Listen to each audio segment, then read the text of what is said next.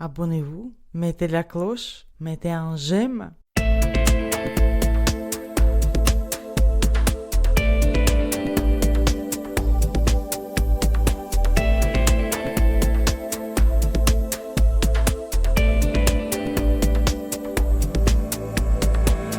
Bonjour et bienvenue sur Oxitude pour l'Hebdo-Oxitude 408. Nous sommes le 15 mai 2025 au soir. Et pour faire le tour de l'actu nouvelles technologies et accessibilité cette semaine, eh bien ce soir j'accueille les deux F, Fabrice et François. Comment vous allez ? Et bonsoir, eh bien ça va. Bonsoir Philippe, bonsoir Fabrice, bonsoir tout le monde. Et ben écoute, Bonsoir. ça va très très bien ma foi. Bon, l'été Très bien. arrive, ça y est, le printemps en tout cas. Ouais, exactement, un le minimum. printemps arrive. Avec le pollen. Ah bah oui, toi avec tes allergies, tu dérouilles. Hein. Tu dérouilles en Aïe ce aïe moment. aïe aïe aïe. Ah, et j'ai vu qu'il y avait 16 millions de Français allergiques au pollen, que c'était en augmentation. Donc Oui. je pense que les vendeurs de purificateurs d'air vont faire leur beurre. Voilà. Oula, voilà. oui. Voilà. Mais bon.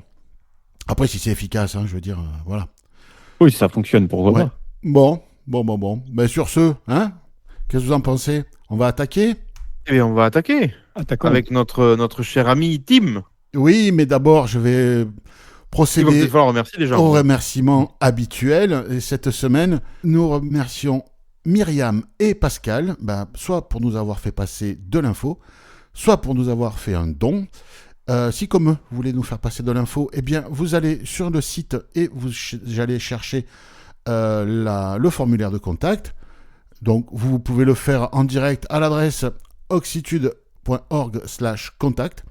Et si vous voulez nous soutenir sous forme de dons, PayPal, crypto-monnaie, Tipeee, faire des achats affiliés sur Amazon, oxitude.org/Amazon, sur la boutique domotique d'Omadou. Si vous voulez nous offrir des trucs de notre liste d'envie, eh bien, vous allez sur oxitude.org/soutenir. Voilà, merci tout le monde pour ça, ça nous rend bien service, que ce soit les infos ou votre soutien. Et n'hésitez pas, hein, comme soutien aussi, laissez des commentaires sous les podcasts et puis partagez, ça nous soutient également. Et Exactement. Merci à parfait. tous. ouais. Et puis, on va attaquer le gros morceau là, en allant faire un tour du côté des applis et du web. Comme chaque année, depuis 3-4 ans maintenant, Apple anticipe les nouveautés à venir dans ses futurs systèmes d'exploitation en termes d'accessibilité dans le cadre des journées internationales de l'accessibilité numérique. Donc, Apple a fait des annonces cette année. On va essayer de se partager ça tous les trois là, Fabrice. À toi l'honneur.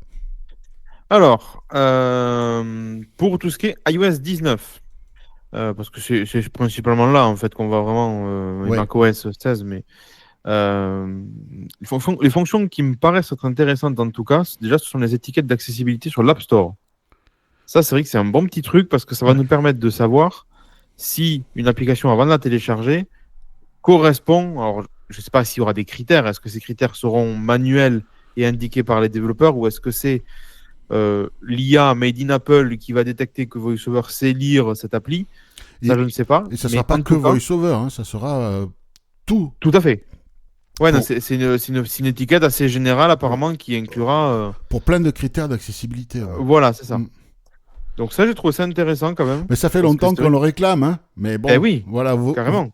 vieux motard que j'aimais, comme disait l'autre. Oui. Après, on a la loupe sur macOS qui est repensée aussi. Ouais. C'est même pas qu'elle a alors, repensé, c'est elle qu'elle peut- arrive. Oui, c'est Elle qu'elle arrive. n'existait pas. Voilà, elle n'existait pas. Et alors, par contre, ce qui est cool avec cette fonctionnalité, c'est que grâce à l'iPhone qui est forcément connecté, un peu comme. Je crois qu'on peut utiliser le micro aussi de l'iPhone. quand on Oui, fait avec des choses sur le Mac. caméra continuity. Voilà, avec Continuity. Voilà. Caméra Là, c'est pareil avec continuité, Loop, ouais, du c'est coup. Ouais.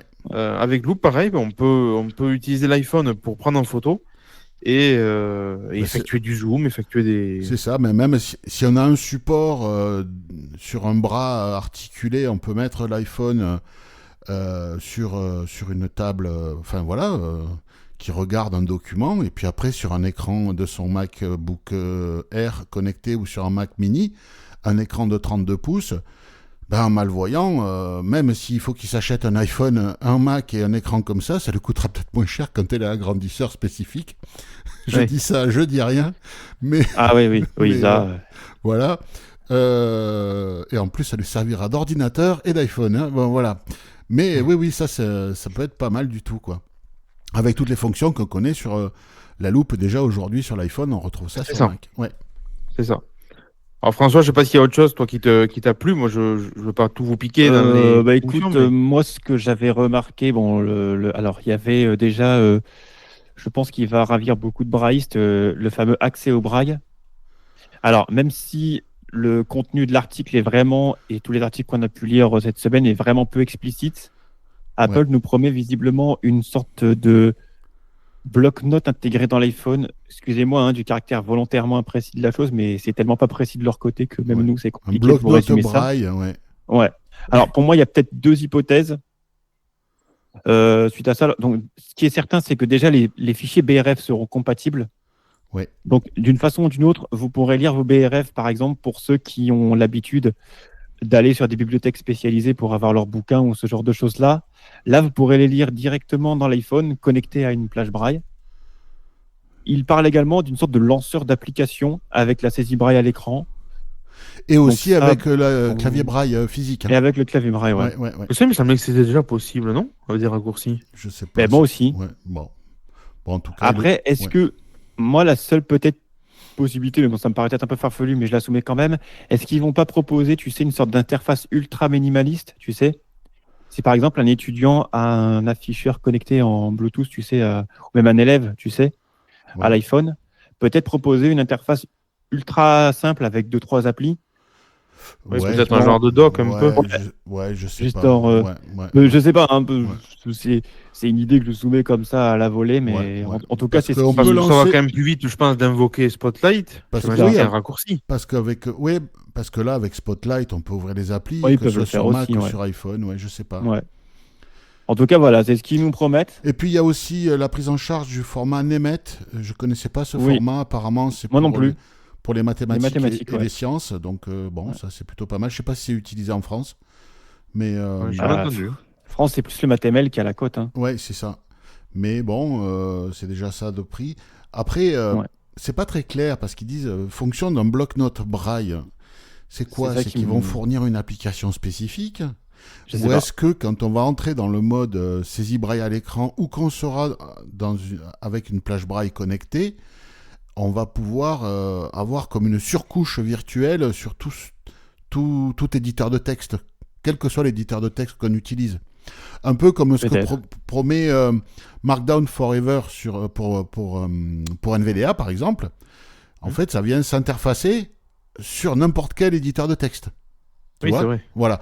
Est-ce que ça serait pas un truc comme ça, par C'est exemple? peut-être ça aussi, Tu ouais. vois, que tu rentres dans un mode bloc-notes braille que tu peux exploiter soit avec une plage braille physique, soit avec Ouais. la saisie braille à l'écran, C'est et que ça. ce soit compatible dans tous Éditeur de les texte. éditeurs de texte possibles, quoi. Et après, est-ce qu'ils vont C'est pas pas faire clair, des hein. raccourcis ouais. Est-ce qu'ils vont pas faire des raccourcis aussi spécifiques à ce mode-là? C'est possible, tu parce pourras qu'on a que vu pas mal de tu trucs pourras déjà l'année interagir, dernière. Parce que là, Ouais. en fait, déjà, il y a une un gros boulot sur la saisie braille l'année dernière, hein, on l'avait vu. Oui, c'est vrai. Et là, il complète, donc il faudra voir ce que ça va donner, mais on voit qu'il pousse sur le braille, c'est plutôt pas mal. Ouais, c'est assez surprenant parce que on pouvait imaginer, on aurait pu imaginer que le braille était plutôt l'abandonware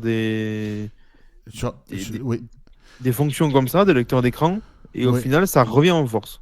oui, je Et sais c'est une pas bonne chose. Oui, c'est une très bonne chose, oui. Ben, je pense que certaines... Il y a peut-être des gens qui... Enfin, oui, il y en a. Il y a des gens qui se rendent compte qu'il faut surtout pas lâcher le braille et pousser au cul, Tout à quoi. fait. On Voilà. va peut-être arriver au bout d'un système Mm. et que peut-être qu'ils commencent à se rendre compte que le braille est important. Ouais. Peut-être.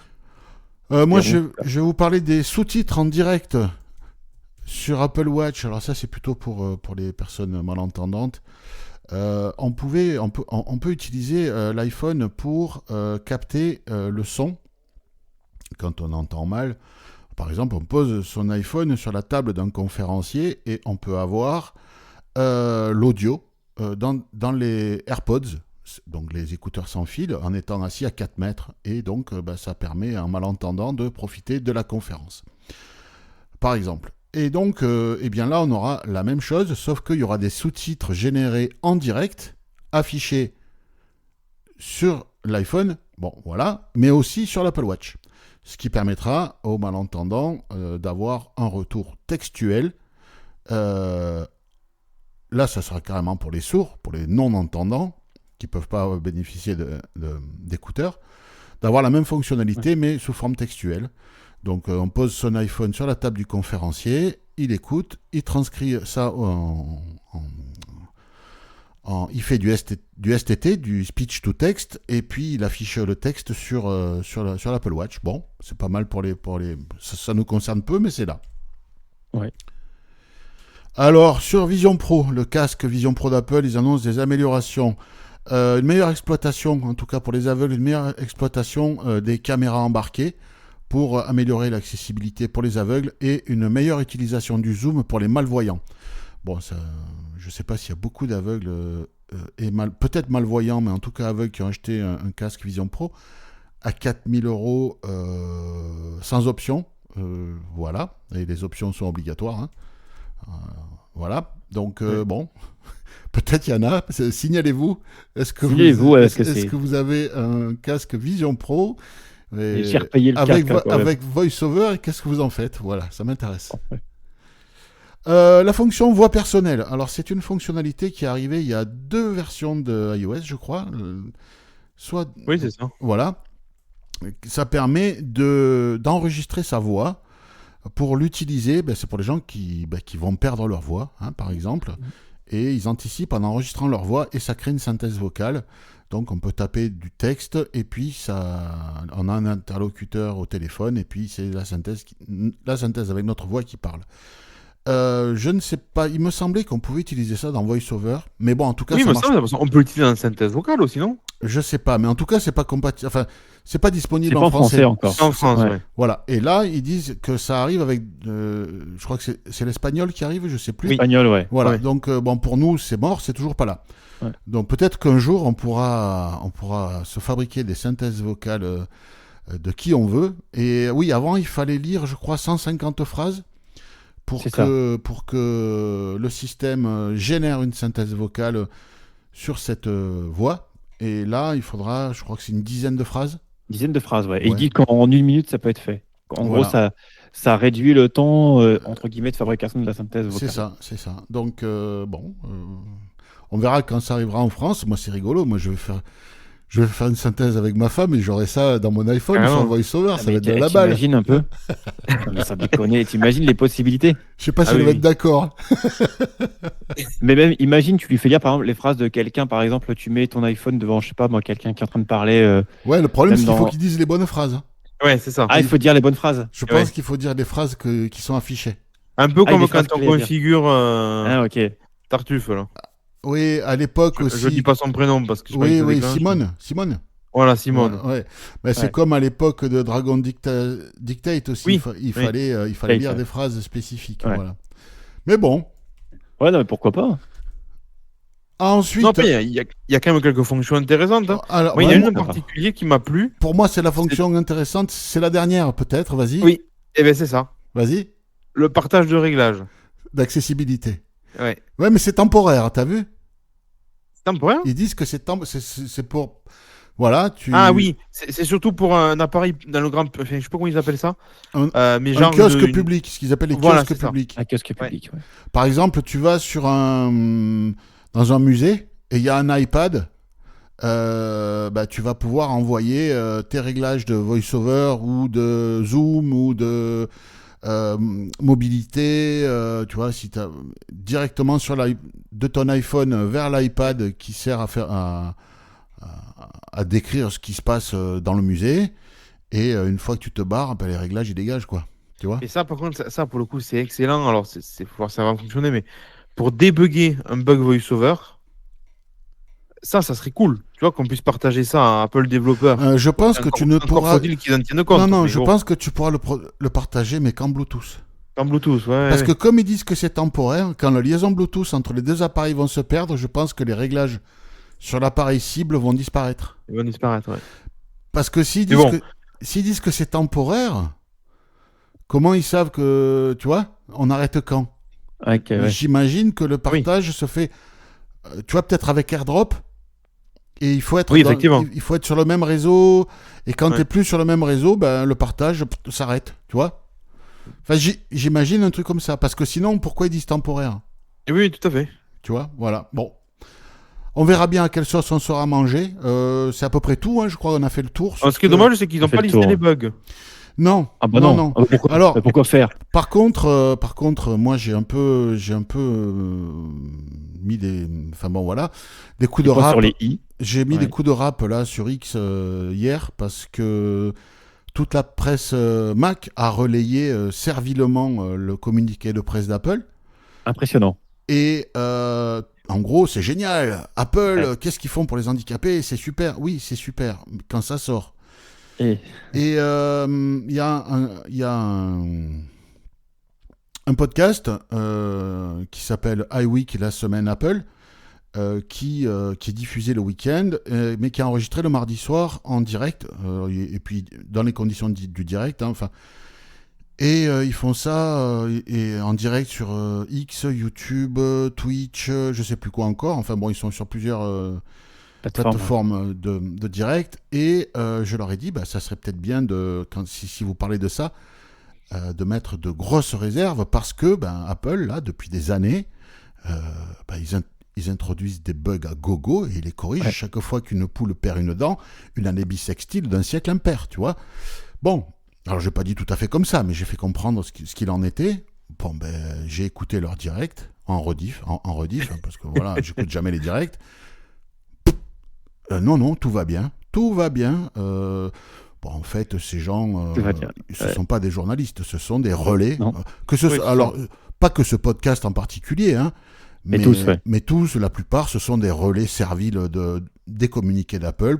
Qu'est-ce qu'ils attendent d'Apple? Qu'Apple leur prête du matos? Exactement. Parce qu'il ne faut pas fâcher, parce que tu as des tests en avant-première, des exclusivités. Ouais, mais il y a très peu de médias bien sûr. de presse spécialisée Apple, il n'y en a quasiment pas. Ouais, il n'y en a quasiment pas. Ils prêtent.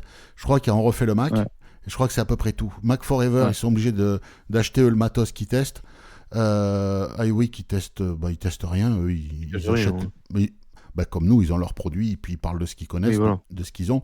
Mais au final, Apple maltraite la presse Mac, hein, la presse Apple en général.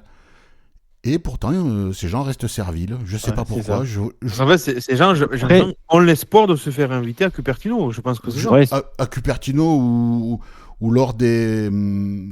quand il y a un pince-fesse, quand il y a un truc qui se passe, parfois il y a un certain nombre de journalistes qui sont invités à Londres chez Apple Europe. Et donc ils vont là-bas. Mais la presse qui est invitée par Apple et qui est choyée par Apple, c'est pas la presse Apple, hein. C'est la presse grand public. C'est le Figaro, c'est BFM, c'est TF1, c'est voilà. Oui, et c'est un ou deux youtubeurs triés sur le volet. Oui, voilà, et très, voilà. Et très encadré. Et dans la ligne. Très, très encadré, oui, exactement. Mais donc, j'allais dire, Vas-y. Il y a une chose aussi, c'est que je pense que tous cette presse-là, ils ne connaissent aussi littéralement rien à l'accessibilité. Oui, mais quand on leur dit... Ils ne connaissent que dalle. Hein. Oui, mais quand on leur... Moi, ça fait des mois que je balance des tweets à un certain nombre de médias, et je ne suis pas le seul, un certain nombre de médias Apple, ils répondent jamais pour savoir ce qu'il en est. Ah bon, qu'est-ce qui se passe? Non, ils ne creusent pas. non. Non, ils creusent pas. Ils veulent pas le savoir. Ils veulent pas le savoir parce que pour eux, Apple, c'est une entreprise géniale qui fait de l'écologie, qui s'occupe des handicapés, etc. Non, l'écologie, ils se foutent de notre gueule. Ouais. Si Apple était une entreprise écolo, il ferait pas de la recharge sans fil. 20% de l'électricité qui est utilisée pour la recharge sans fil est gaspillée en chaleur. Quand on voit le nombre d'iPhone qui se chargent sans fil tous les jours, excusez-moi, si on est écolo, on fait pas ça. Hein. Voilà. Mais bon, on vous explique qu'Apple fait de l'écologie. Bon, d'accord. Bon, voilà, c'est pareil pour l'accessibilité. Hein. Ils font du handi-blanchiment et de l'éco-blanchiment. Tout va bien. Mais bon, écoutez, après, on n'est pas obligé de la lire, cette presse. Hein. Voilà. Oui. Nico, de l'équipe, qui m'a appelé juste, un quart d'heure avant le début d'enregistrement. J'étais en train de préparer le podcast. Il me dit, il y a un truc qui vient de tomber. Je viens de voir un article. Je sais pas si tu auras le temps de l'intégrer. Bon, allez, on l'intègre. C'est Google Gemini qui va être intégré au lecteur d'écran TalkBack sur Android. Alors, il me semble qu'on avait parlé de ce truc-là, mais il y a tellement d'annonces autour de Gemini sur Android que je ne sais plus si ça concernait TalkBack ou pas. En tout cas, voilà ce qu'il est dit. Ça va arriver dans TalkBack, Google Gemini. Ça va permettre de demander à Gemini de décrire une image qu'on aurait reçue par mail, et un peu comme ce qu'on fait avec Be My AI. C'est-à-dire, on va lui dire que représente cette image. Voilà, l'exemple qui est donné, c'est une guitare rouge, machin. Très bien, elle a combien de cordes la guitare? Là, on va poser la question pour avoir plus d'infos. D'accord, très bien, ok. Et est-ce qu'il y a un vibrato? Oui, il y a un vibrato, etc., etc. Quelle est la marque ou le modèle, etc. Donc, on va pouvoir échanger, chatter, discuter avec Gemini, un peu comme on le fait avec Be My AI, pour avoir des descriptions. Mais ça ne va pas se limiter à des photos que l'on reçoit, ça va aussi permettre d'avoir de la description de ce qu'il y a à l'écran. Donc, en gros, c'est comme s'il faisait une capture d'écran et qu'il analysait l'image. C'est un peu le même principe. Et donc, vous allez sur un site marchand, c'est l'exemple qui est donné, et puis vous lui demandez en quelle matière est le manteau. Voilà, parce qu'il y a un manteau, voilà. Il y a un manteau, vous êtes sur une fiche d'un manteau, voilà. Vous lui demandez quelle est la matière, s'il arrive à vous le dire, il vous le dira. En tout cas, voilà. Donc, ça va permettre les pièces jointes, mais aussi ce qu'il y a à l'écran. Ce qui est plutôt pas mal, quoi. Très bien. C'est un peu ce qu'on attend avec Apple Intelligence. Et d'ailleurs, on n'en a pas parlé, mais Apple Intelligence qui devrait être au cœur, encore plus au cœur de iOS 19, il n'y a rien eu sur l'accessibilité. Rien du tout. Il n'y a rien eu de tout ce dont on vient de parler. Est-ce que c'est parce qu'ils ne veulent pas dévoiler ce que Apple Intelligence va faire? Parce que peut-être qu'ils se disent, si on dit ce que Apple Intelligence fait dans l'accessibilité, ça va donner des indices pour Apple Intelligence grand public. Peut-être aussi c'est la culture du secret d'Apple, ou alors ils sont tellement à la rue. Bon, je pense qu'ils sont tellement à la ramasse. Ils sont tellement à la rue qu'on que- passe après le reste, quoi. Donc c'est peut-être ça aussi. Mais en tout cas, là, Google Talkback prend de l'avance sur ce point-là. Sur ce point-là, oui, Voilà. indéniablement. Est-ce que les courbes commencent à se croiser? Je ne sais pas. Ça, je pense qu'il faut. Alors, moi, j'aimerais bien, pour le coup, utiliser nos auditeurs pour faire un petit appel au peuple, mais est-ce qu'il y a des gens aujourd'hui qui utilisent un Google Pixel récent avec un Android dans toute dernière version, qui sont suffisamment, j'allais dire, à l'aise et qui ont une synthèse vocale qui est quand même assez, avec un débit vocal assez haut? Est-ce que ces gens-là, aujourd'hui, pourraient nous faire une petite capture audio d'une navigation sur la Ouais. Google Pixel pour pouvoir se rendre compte est-ce que Android est toujours à la traîne par rapport à iOS? C'est vrai qu'on a l'impression, quand on fait des balayages, on a l'impression que ça gratte avec Talkback. Voilà, on a discuté Ouais. avec Cédric dans la semaine, Ouais. dans notre groupe, et il nous disait, j'ai testé avec le téléphone d'un collègue, Un Samsung récent, hein. voilà, Samsung récent, et il nous disait, oui, c'est comme s'il y avait un intermédiaire entre le doigt et le téléphone. Ouais, et en fait, de la latence, quoi, comme si ça Ouais. grattait, quoi. Enfin, voilà, mais bon. Donc voilà, s'il y a d'autres personnes qui ont un Google Pixel très récent, mais vraiment le plus à jour possible, le plus récent possible, Dites-nous ce qu'il en est, ouais. dites-nous. Mais alors, si vous n'êtes pas en, Et aussi en le capacité clavier technique de virtuel. faire un enregistrement, Et le clavier virtuel aussi. Parce que c'est ça Oui, aussi. il y a ça aussi. qui pose Ouais. souci. Ouais. Voilà, je sais pas où ça en est. Ça posait souci. Peut-être Ça ça ne posait pose souci, plus ouais. souci. Justement, voilà. On avait le commentaire de Stéphane dans l'épisode d'avant, Oui, qui en parlait un petit peu. ouais, mais bon, voilà, il faudrait, Et ouais. faudrait avoir un peu plus d'infos. ouais. On va essayer de trouver quelque chose. Pour les malentendants et les sourds, ça détecte aussi les sous-titres, l'intonation pour les sous-titres. Quand, par exemple, pour créer des sous-titres, sur un film, une vidéo, eh bien, l'intelligence artificielle est capable de comprendre l'intonation et donc de l'adapter pour la génération des sous-titres. Par exemple, si quelqu'un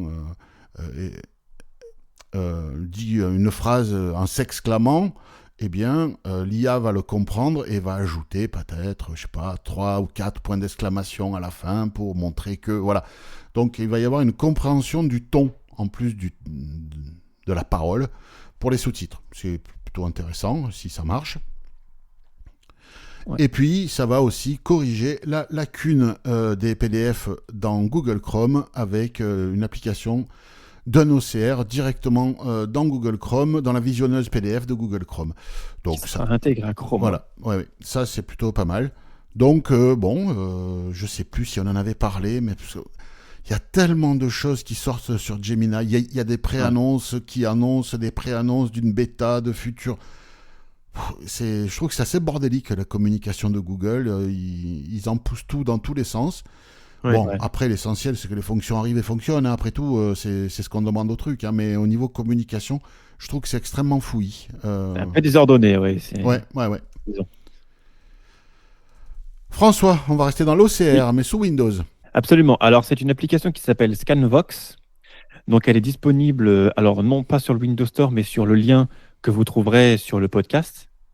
Donc, elle permet de lire du texte dans des fichiers PDF, images ou des fichiers même numérisés. Hein. Tout est possible. Donc, soit vous scannez votre fichier grâce à un scanner classique que vous avez déjà, ou alors vous pouvez faire une lecture d'un fichier PDF, soit que vous avez reçu par mail, soit que vous avez téléchargé quelque part. Donc, cette application elle avait été totalement réécrite et elle vient juste de sortir donc, cette semaine. Donc, pour la télécharger, il faudra donc aller sur le lien spécifiquement parce qu'elle n'est plus sur le Windows Store pour plusieurs raisons. Elle fonctionne très simplement. En gros, ça fonctionne de la façon suivante. Dès lors que vous aviez un fichier PDF dans votre explorateur Windows, vous allez sur le menu contextuel, vous cliquez sur l'option Scanvox qui va apparaître et ça va numériser automatiquement votre PDF. De la même façon, si vous scannez votre document via un scanner, le fichier sera reconnu. Si vous le placez à l'envers, il sera automatiquement reconnu à l'endroit Il sera Et- redressé, quoi. Ouais. et redressé. Et par surcroît, le résultat sera dans le bloc-notes pour Bon. tous ces fichiers-là. Donc au moins, comme ça, vous pourrez manipuler vos fichiers à loisir dans le bloc-notes, les modifier, les enregistrer, en faire ce que vous voulez. Ils disent simplement qu'il faut quand même, avant que ça soit intégré dans le menu contextuel de Windows, lancer l'application Scanvox via le raccourci du bureau pour que ça soit complètement intégré au système. Oui, c'est pour Mais qu'il aille, sinon, écrire Exactement. tous ces Tous ces petits réglages. tags, voilà, tous ces réglages.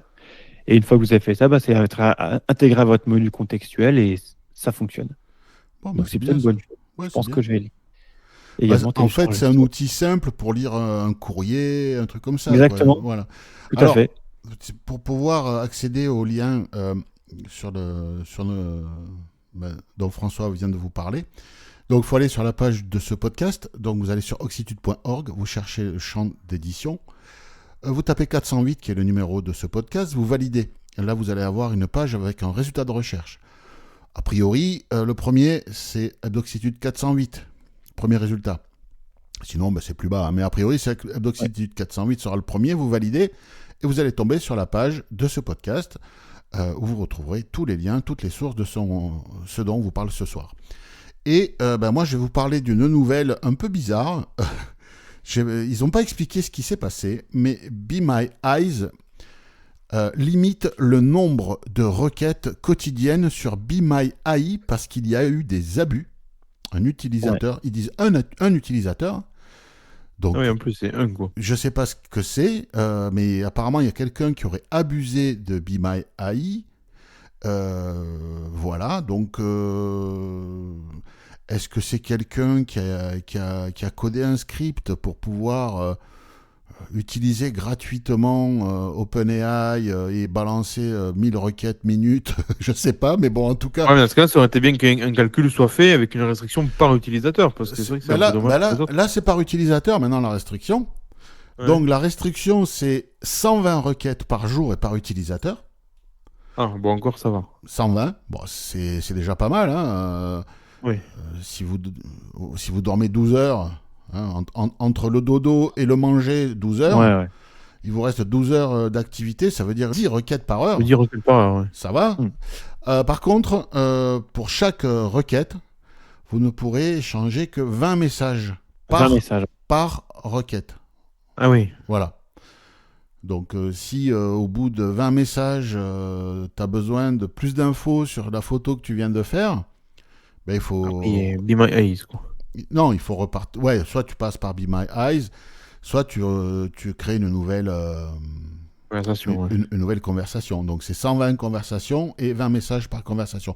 Alors ils sont conscients que ça peut embêter à la marge parce qu'ils trouvent que bon, la limite est quand même haute, mais de toute façon, ils restent... ils font de la veille, ils regardent un peu ce qu'il en est au niveau des statistiques, voir si c'est pas Ouais. trop peu ou si ça va. Et de toute façon, c'est amené à évoluer en fonction des besoins des gens, quoi. Ils ont dit qu'ils allaient peut-être ajuster si jamais ils s'apercevaient que C'est ça. posait souci. C'est ça. Mais alors, je sais pas à quoi les mecs ont joué. Hein, Je sais pas non plus. Voilà. Mais bon, écoutez, en tout cas, Be My Eyes est toujours là. Ils intègrent des fonctions. On peut conserver des conversations pendant un mois. Enfin bon, voilà. L'appli évolue gentiment. On attend toujours ChatGPT 4o qui nous promettait de belles choses en vidéo, hein, mais qu'on n'a toujours pas. Alors moi je le fais avec Grok, c'est moins pratique, hein, mais ça marche. Bon, mais moi je vais vous parler d'augmentation de tarifs. Voilà, après une limitation de fonctions, une augmentation de tarifs. On enchaîne. C'est SIA qui nous annonce ça. C'est Vispero, l'éditeur de JAWS, ZoomText et Fusion, qui nous annonce une augmentation de tarifs de 10 à 15% qui serait effectuée dès la fin mai. Donc, si vous avez des mises à jour SMA ou JAWS ou ZoomText ou Fusion à acheter, écoutez, faites-le avant, ça fera une petite économie. Ouais, c'est pas anodin quand même, hein, 10 à 15% quand même. Surtout sur ce prix, quoi. Oui, c'est ça, parce que bon. Moi, ce que je trouve bizarre, alors, est-ce que c'est une volonté du distributeur français est-ce que c'est Freedom Scientific, donc Vispero, hein, parce qu'on dit Freedom Scientific, mais c'est Vispero, le nom de la boîte. Voilà, mais bon. Est-ce que c'est une volonté de Freedom Scientific? Appelons-les comme ça, puisqu'on les connaît comme ça historiquement. En fait, pourquoi ils s'appelaient Vispero après? Ils ont été rachetés. Ouais, ça a été racheté, mais c'est pareil, j'ai pas trop suivi le changement de nom. Il y a ils avaient racheté ZoomText, etc. Hein, à l'origine, c'était pas eux, ZoomText. Voilà, enfin bon. Et en tout cas, aux États-Unis, on peut avoir JAWS sur abonnement annuel. Et ça coûte pas ce que ça coûte chez nous, quoi. Donc, en termes de prix, ça n'a rien à voir. Donc, moi, ce que je trouve, ça serait bien qu'il y ait un abonnement annuel de la même façon, si c'est parce que ça va. Le prix est de mon souvenir. Je veux pas dire de bêtises, donc je vais pas dire de prix ici, mais de mon souvenir, c'est très raisonnable l'abonnement. Donc, pourquoi est-ce qu'il n'y a pas ça en France? Est-ce que c'est le distributeur français qui a dit à Freedom non, on reste comme ça nous va bien? Ou il y a d'autres raisons? Je ne sais pas. Mais en tout cas, je suis pas prêt d'abandonner NVDA sur le Windows. Bon, ben tiens, François, puisque tu as la main, tu vas nous parler de Microsoft Edge, le navigateur de Microsoft. Absolument. Alors, ça va être un petit peu technique, mais on va parler d'ARIA. Donc, ARIA, qu'est-ce que c'est l'ARIA? En gros, ce sont, alors, les Fabrice, tu m'arrêtes si je dis des hérésies, mais en gros, c'est des régions web qui permettent, en gros, de faciliter la navigation sur les pages web. Donc, ce sont des zones faites pour nous, je crois, des sortes d'extensions web, en fait. ARIA, des régions web, quand votre navigateur vous dit région, repère, etc. Ce sont des repères ARIA. En fait, c'est des balises HTML dans la page. Ça. Ce sont des balises, exactement. Et donc là, Microsoft a sorti ARIA Notify pour les développeurs qui développent sur Microsoft. Donc, du coup, ils ont sorti ça dans Edge. Et ces balises ARIA Unify, comme elles sont appelées, vont permettre de rendre du contenu web beaucoup plus accessible aux utilisateurs. Donc, si j'ai bien compris, ça va vraiment améliorer les contenus dynamiques sur les pages web. Si j'ai bien... C'est ça. C'est quand il y a du texte qui apparaît sans que la page se recharge, par exemple. Se recharge, exactement. Voilà. Et ça pouvait parfois mal se gérer. Donc là, grâce à Unify, apparemment, c'est beaucoup plus transparent pour l'utilisateur. C'est Notify, hein, je crois. Ouais, Notify, pardon, Oui. je dis n'importe quoi. Oui, Notify, c'est ça. Notify, et donc ça arrive pour les développeurs. Donc Microsoft encourage les développeurs à s'emparer de ça et à utiliser ces nouvelles balises pour Microsoft Edge. Donc c'est prometteur pour l'avenir, disons. Bah, ça serait bien que le W3C, si c'est une nouveauté de Microsoft, que ça fait pas partie de la norme du W3C. Le W3C, c'est l'organisme qui normalise le HTML. Si ça marche bien, ben, ça serait bien que le W3C l'intègre pour que les autres navigateurs et l'ensemble des développeurs se l'approprient. Parce que quand il y a des nouveautés comme ça, c'est toujours bon à prendre pour tout le monde. Tout à fait. Que ce soit Opera, Firefox, Safari, puissent utiliser ça. Si c'est pas dans la norme, peut-être que certains vont être réticents à l'intégrer. Ça me paraît, ouais. Donc, à suivre. À suivre. Alors, moi, je vais vous parler d'une petite anecdote qu'on a vécue dans le groupe WhatsApp de l'équipe. Comme vous le savez, Cédric est bêta-testeur, ainsi que Greg, tous les deux sont bêta-testeurs assez sérieux, en tout cas assidus. Hein. Oui. Sur iOS et macOS. macOS, je crois que c'est un peu plus Cédric que Greg, mais Greg est très assidu sur iOS. Et donc là, comme vous l'avez vu, on a eu iOS 18.5 qui est sorti lundi. Hein, c'est ça, c'est lundi. Et la semaine d'avant, on a eu la release candidate. Donc, les bêta-testeurs ont eu droit à la release candidate. Donc, c'est la version qui, normalement, devait être, si tout va bien, si pas de bug majeur, la release candidate se transforme en version publique, avec le même numéro de ce qu'on appelle de build, le numéro de compilation, en gros, pour faire simple. Et quand la release candidate est sortie, Greg et Cédric se sont rendus compte que sur l'écran de verrouillage de l'iPhone, eh bien, au niveau du lecteur multimédia, Apple Music par exemple, ou autre, je ne sais plus, c'était piste précédente, piste suivante et volume qui n'étaient plus vus par VoiceOver. Ils étaient là visuellement pour les voyants, mais VoiceOver ne voyait plus ces boutons. Donc Greg et Cédric ont tous les deux fait des signalements de bugs par l'outil de signalement de bugs à Apple et également écrit à appleaccessibility.com par mail en se disant que, on s'est même un peu tous dit dans le groupe que bon, ok, ils allaient signaler ça, puis ce bug, on en allait se le taper jusqu'à la 18.6. Eh bien, surprise, lundi, quand la version est sortie, le bug était corrigé et le numéro de build n'était pas le même. Donc, Apple a tenu compte du signalement du bug par les utilisateurs de VoiceOver qui ont fait ce signalement. Donc, Greg et Cédric, c'est certain. Très probablement, d'autres aveugles ont signalé ce bug sans qu'on le sache, sans qu'on les connaisse. Et donc, Apple a jugé suffisamment sérieux ce bug pour le corriger. Est-ce que ça serait un signe qu'il y aurait du mieux dans la prise en charge des bugs d'accessibilité ? Moi, c'est la question que je me pose parce qu'on n'a jamais vu ça. Moi, j'ai une autre hypothèse, tu vois. Oui, vas-y. Moi, j'ai une autre hypothèse, c'est que... À cause de la sortie des annonces de cette semaine-là ? Non, pas du tout. Non, c'est que Grégory n'a pas déclaré le bug au même service que l'a fait Cédric. Ah oui. Et je me dis, est-ce que par chance, il n'y aurait pas deux personnes qui auraient discuté, même si on sait que en théorie, c'est verrouillé les services. Ils ne discutent pas entre eux, ouais. Alors, c'est ce qu'on nous a toujours dit. Maintenant, vu les conneries qu'il y a, je me dis, ça a peut-être changé. Mais en fait... c'est peut-être une stratégie aussi. En fait, Cédric a signalé le bug dans accessibilité et Greg a signalé le bug dans écran de verrouillage. Oui. Et donc, quand c'est accessibilité, peut-être que les bugs, c'est pas grave, hein, on traite ça quand on aura le temps.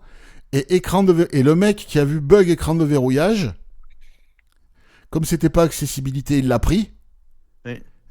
Et ben il se dit bon, ça va, c'est rien à corriger, voilà, et c'est fait. Voilà. Peut-être c'est ça. Et je pense que pour les problèmes urgents, c'est peut-être une stratégie. Alors, il faut pas en abuser. Oui, mais il faut mais c'est peut-être une stratégie. il ne faut peut-être pas le signaler en tant que bug d'accessibilité. Accessibilité, ouais. Mais bug, voilà. En tout cas, alors, là, ça s'y prêtait de pouvoir le déclarer en autre chose. Oui. Donc voilà. Mais je pense que la stratégie, là, pour le coup, de Grégory n'a pas été bête de. Alors, je sais pas s'il l'a également fait dans l'accessibilité comme Cédric. Est-ce qu'il a doublé ou pas? Je ne sais pas. Je sais pas. Mais en Mais tout cas. la stratégie, Mais c'est vrai, je l'avais je oublié pense cette plutôt histoire. sur ce côté-là. Oui, non, mais en tout cas, voilà. Donc, bon, c'était la petite anecdote Oui. pour vous Ouais. parler un peu des coulisses de la lutte des luttes que mènent Greg, Cédric et Acharnés. plein d'autres Ah, puis aveugles. ils sont partout. acharnés, les deux. Hein. Oui, Acharnés. mais, après, nous, on parle d'eux parce qu'on les connaît, mais il est Oui. certain qu'il y en a plein d'autres qui font ça dans le monde, comme eux. On les connaît pas. Mais en tout cas, si vous installez des versions bêta, bah, faites comme Cédric et Greg, faites des retours de Signaler. bugs. Ouais. Parce que plus c'est signalé, plus ça va monter dans les urgences et plus ça sera plus la probabilité monte, quoi. Voilà, même si Mais on n'est pas Philippe, prioritaire. Oui. Si on réfléchit 2 minutes sur le principe, c'est quand même incroyable que des utilisateurs entre guillemets lambda Bénévole. doivent faire un contrôle qualité sur Mais- leurs produits. Mais bien Oui, sûr, oui. mais bien sûr, c'est Au ce prix où tu le payes, c'est quand même Apple pourrait incroyable. recruter 3 ou 4 François, aveugles. tu vas nous l'avoir déclenché, là. Voilà, mais Apple pourrait recruter 3 ou 4 aveugles à Cupertino, Ah bah oui. dont le travail consiste tous les jours à tester des... Voilà, tiens, toi, aujourd'hui, tu vas tester l'application Note avec VoiceOver. Ouais. De A à Z, tu nous fais un rapport, tu notes tous les bugs et voilà. Et tu mets ça dans l'outil de rapport de bugs. Toi, là, ce matin, tu vas bosser sur l'application iMessage et en particulier sur les réactions parce qu'on a vu qu'on a corrigé. Voilà. En plus, avec un Ça. système automatisé. Ben Ah oui. non, ils le font pas. Ils le font pas. Donc, le problème d'Apple, c'est que en fait, tous les développeurs chez Apple savent utiliser VoiceOver. Absolument tous. Ils testent tous leur code. Ils le testent. Ça, il n'y a aucun problème pour ça. Mais le problème, c'est qu'il n'y a pas... En tout cas, moi, c'est ce qui me semble. Il n'y a pas d'aveugles Ouais. qui utilisent les produits Apple de façon hardcore. Non. À des débits, Oui, à des débits de 95%. C'est ça. Avec 17 applications ouvertes, en balayant comme C'est un ça. porc, en créant ouais. etc., en poussant vraiment VoiceOver dans ses retranchements. Et si, alors le gars, par exemple, à une époque, quand on ouvrait les menus contextuels et qu'on commençait à balayer immédiatement, Oui. et qu'on faisait le double tap, en fait, juste avant de faire le double tap, le curseur VoiceOver remontait sur le premier élément de la liste du menu contextuel. Ouais. Les développeurs, quand ils ouvrent le menu contextuel, ils sont pas utilisateurs de VoiceOver. Oui. Donc, ils balayent pas comme des porcs, tu vois, ils sont pas à Des ouf, fond, comme voilà. ça. Non. Et donc, ils se rendent pas compte de ce bug.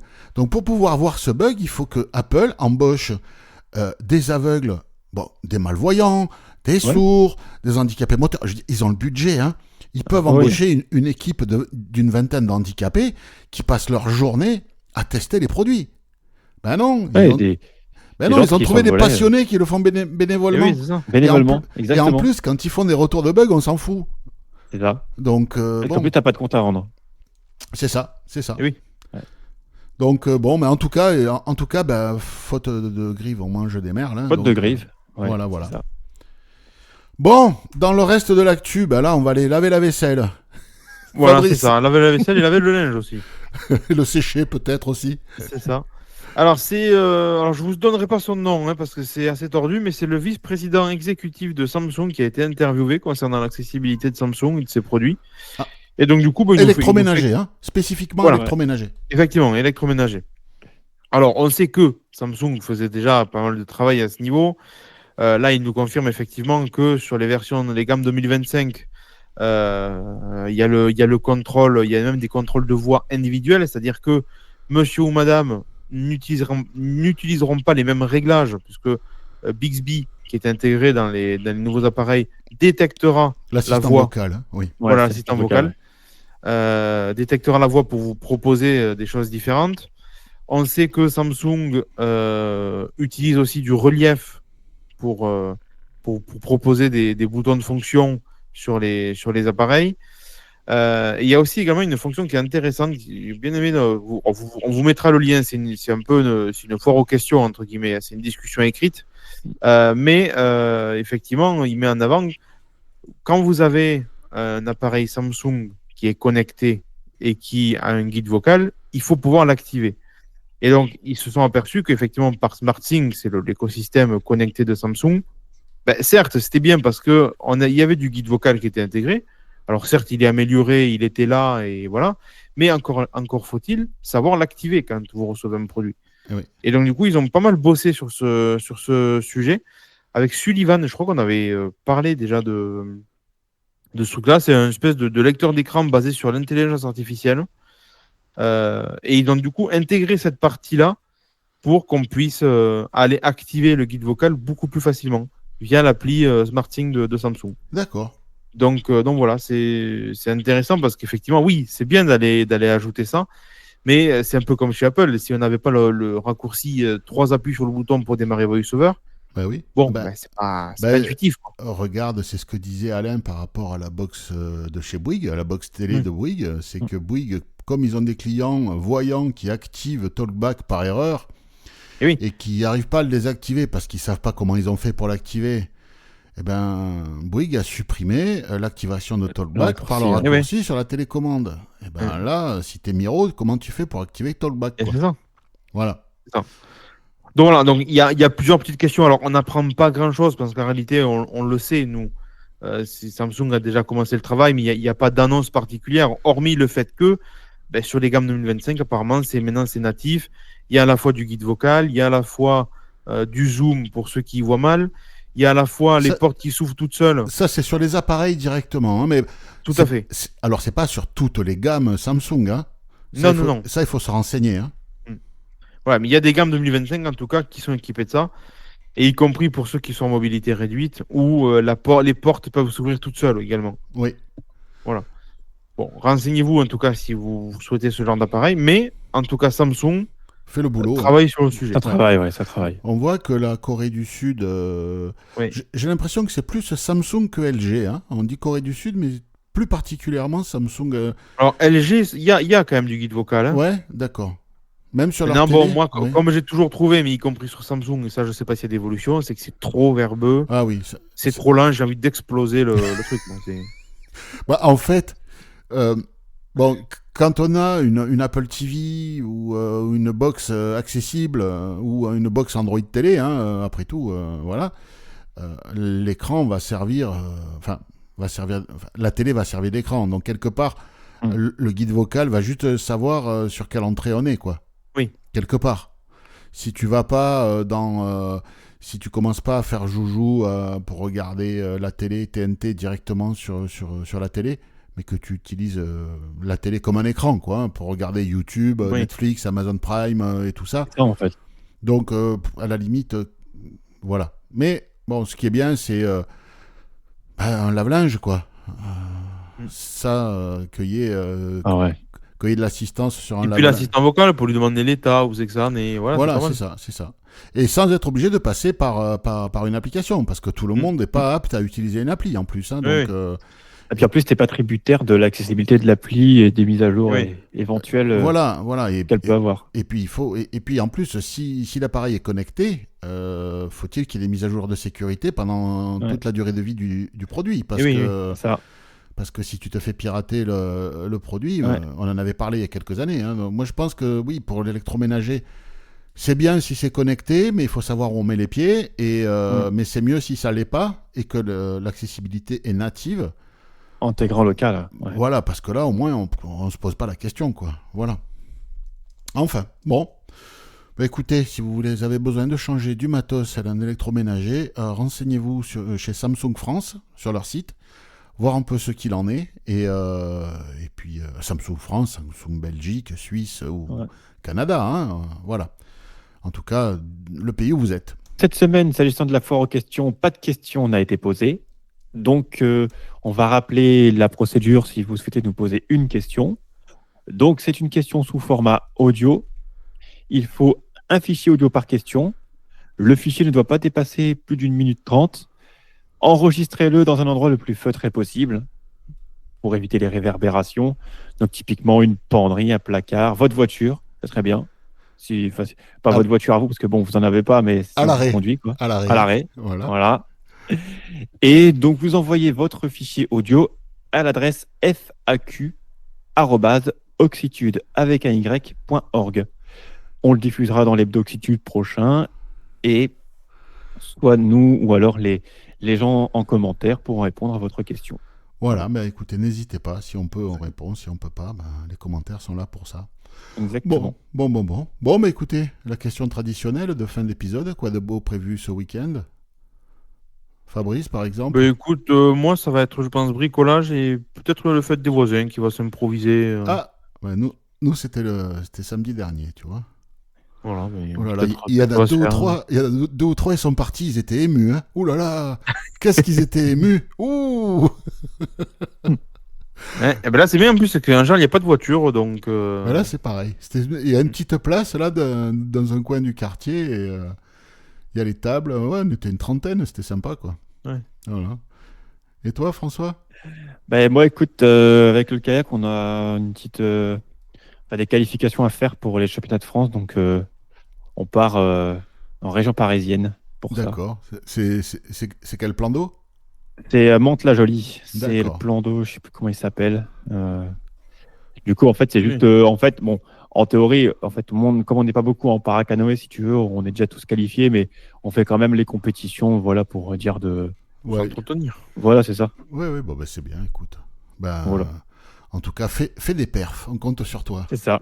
Mets-leur la misère, mets-leur tawa, C'est ça. comme on disait à l'époque quand je faisais de la voile.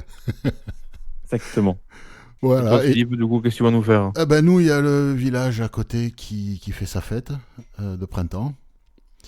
Et donc, ben, on va aller voir un peu ce qui s'y passe. On va aller voir quelques lâchers de taureaux dans les rues. Ouais, c'est bien. Boire 2-3 godets et manger quelques Ouais, quelques c'est chichis. bien ça. Voilà. Donc, bon, on est un peu grand là, on est un peu âgé pour aller faire les tours de manège. Oui. Mais bon, voilà. Euh, Mais voilà, donc ça devrait être sympathique. Mais bon, sinon, après à la maison, ouais, on a toujours des trucs à faire. Aussi, peut-être qu'on va on va sortir la piscine d'hivernage. On va voir ça. Ah, voilà une bonne chose. Voilà. Faut que ça chauffe l'eau, là. Ah Il va bah, faire là, bon, en plus. sous la bâche, elle est déjà chaude, mais c'est sous la bâche, quoi. Voilà. Ouais. Voilà, donc on va faire le traitement de choc de sortie d'hivernage. Voilà.